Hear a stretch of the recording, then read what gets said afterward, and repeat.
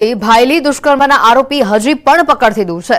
ઘટનાના 3 દિવસ બાદ પણ આરોપી પકડથી દૂર છે। અમદાવાદ ક્રાઇમ બ્રાન્ચની ટીમ પણ તપાસમાં જોડાઈ। IG, SP, 3 DYSP, 5 PI, 15 PSI સહિત 200ની ટીમ કામે લાગી છે।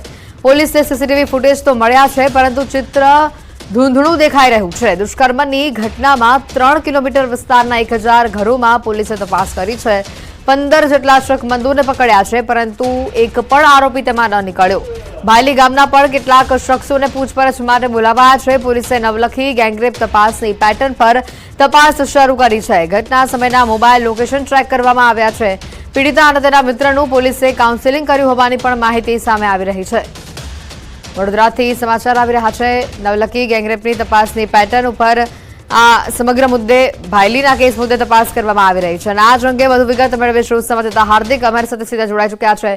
હાર્દિક, જે રીતની આ ઘટના છે, પોલીસ 200 જેટલી પોલીસની ટીમ કામે લાગી છે, પરંતુ હજી સુધી આરોપી મળ્યો નથી।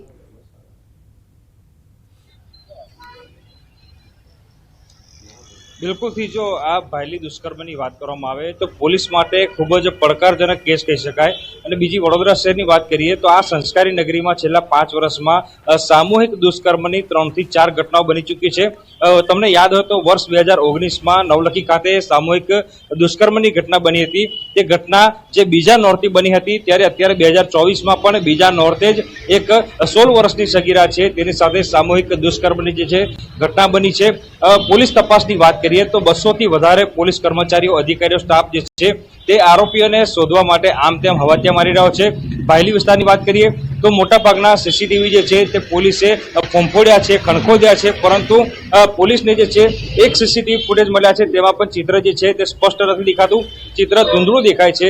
બીજી વાત કરીએ તો ભાયલી વિસ્તારના જે કેટલાક ફોન છે તે સર્વેલન્સમાં પોલીસ દ્વારા મૂકવામાં આવ્યા છે। કેટલાક શકમંદ લોકો છે તેમની પૂછપરછ કરવામાં આવી છે। પીડિતાને સાથે રાખવામાં આવી અને જે શકમંદો છે તેમના ચહેરા બતાવવામાં આવ્યા, પરંતુ પીડિતાએ એક પણ વ્યક્તિ જે છે તે દુષ્કર્મી ન હોવાનું જે છે તે પોલીસને નિવેદન આપ્યું છે।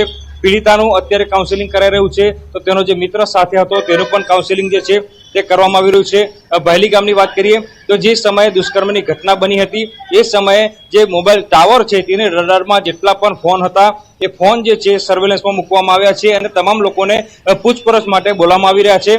પોલીસ સૂત્રો તરફથી માહિતી મળી રહી છે કે જે આરોપીઓ છે તેઓ પીડિતાનો મોબાઈલ લઈને ફરાર થઈ ગયા છે અને અટલાદરા વિસ્તારમાં પહોંચ્યા ત્યાં સુધી પીડિતાનો મોબાઈલ જે છે તે ચાલુ હતો, પરંતુ પીડિતાના મોબાઈલ નંબર પર તેની માતાનો ફોન આવ્યો હતો।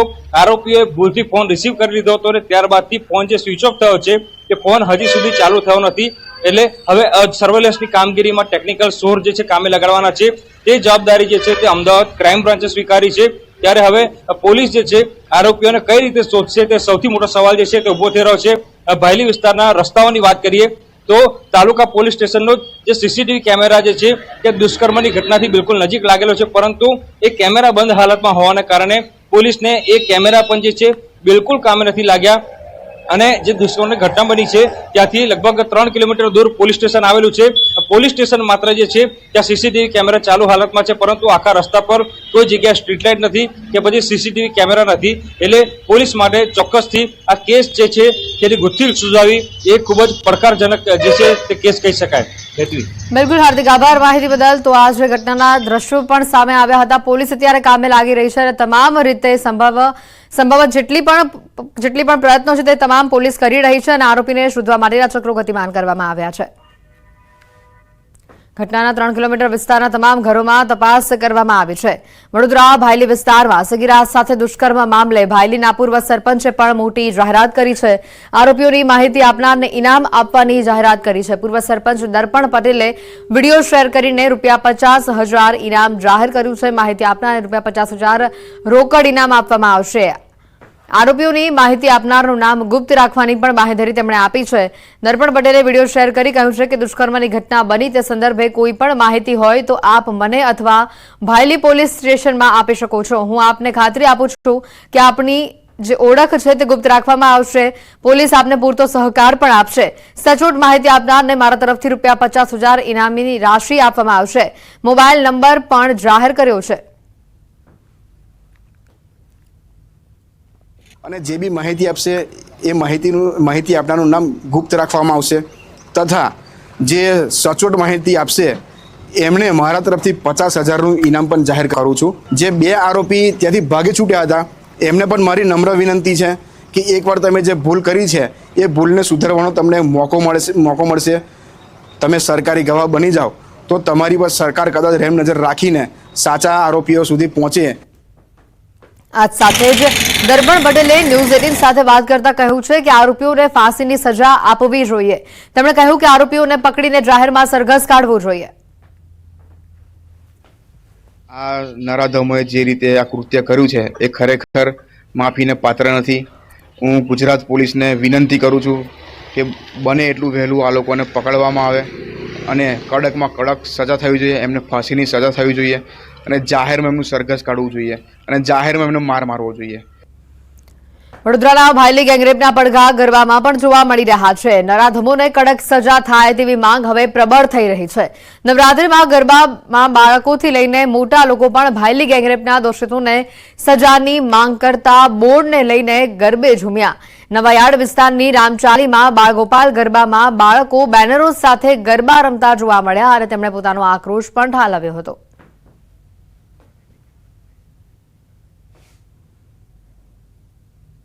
આ સમાચારોમાં હાલ રોકાઈશું એક બ્રેક માટે.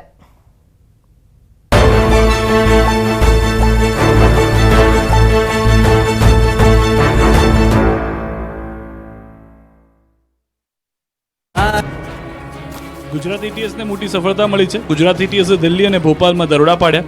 ગુજરાત એટીએસના ડીવાયએસપીની બાતમીના આધારે રેડ કરી હતી. રેડ દરમિયાન 1814 કરોડથી વધુનું 907 કિલો એમડી ડ્રગ્સ ઝડપાયું.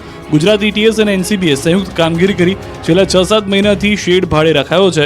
ભોપાલમાં રહેતા અમિત ચતુર્વેદી અને નાસિકમાં રહેતા સન્યાલ બાનાએ મળીને ભોપાલમાં એમડીનો પ્લાન્ટ બનાવ્યો હતો. આ પ્લાન્ટમાંથી પ્રોડક્શન કરતા હતા. ભાડે રાખેલ શેડમાં આધુનિક મશીન મૂક્યા હતા. સૌથી વધુ કેપેસિટી ધરાવતી ફેક્ટરી હતી. બંને આરોપીઓને પકડી પાડવામાં આવ્યા છે. ફેક્ટરીમાં 5000 કિલો જેટલું રો મટીરિયલ મળી આવ્યું છે. સન્યાલ બાને આ પહેલા પણ ડ્રગ્સના કેસમાં 5 વર્ષ જેલમાં રહ્યો હતો. ફ્લેવરવાળી સોડા, ફ્લેવરવાળી આઈસ્ક્રીમ તો તમે બહુ ખાતા હશો, પરંતુ હવે ફ્લેવરવાળો દેશી દારૂ બનાવવા લાગ્યો છે. ઓરેન્જ ફ્લેવરવાળો દેશી દારૂ બનાવતી ફેક્ટરીનો પોલીસે પર્દાફાશ કર્યો. દરોડા પાડીને પોલીસે દેશી દારૂ બનાવવાની આખી ફેક્ટરી પકડી પાડી. ઘટના રાજકોટની છે, જ્યાં માંડા ડુંગર વિસ્તારમાંથી દારૂની ફેક્ટરી પકડાઈ. શિવમ સોસાયટીમાં એક મકાનમાં દેશી દારૂ બનતો હોવાની બાતમીના આધારે પોલીસ જ્યારે પહોંચી ત્યારે ચોંકી ગઈ, કારણ કે અહીં ફ્લેવરવાળો અને ફ્લેવર વિનાનો એમ 2 પ્રકારનો દેશી દારૂ બનાવવામાં આવતો. પોલીસ અહીંથી 1 લાખ રૂપિયાનો દેશી દારૂ, વિદેશી ઓરેન્જ ફ્લેવરની bottle, hand operated sealing machine તથા પ્લાસ્ટિકના પાઉચ બનાવવા માટેનો રોલ સહિતના મુદ્દામાલ જપ્ત કર્યા. સાથે જ સૂરજ મકવાણા નામના શખ્સની ધરપકડ પણ કરી. આ ફેક્ટરી ક્યારથી ધમધમતી હતી અને કઈ રીતે દારૂ બનાવતા હતા એ દિશામાં પોલીસે તપાસ શરૂ કરી છે. આ ફેક્ટરીમાં અન્ય કોણ કોણ સંડોવાયેલું છે અને દારૂની સપ્લાય ક્યાં થતી હતી એ મુદ્દે તપાસ શરૂ કરાઈ છે. 6 દિવસમાં બીજી વાર રાજકોટમાંથી દારૂની ફેક્ટરી ઝડપાતા ખળભળાટ મચી ગયો છે. ગીર સોમનાથમાં બુલડોઝર વાળી થયા બાદ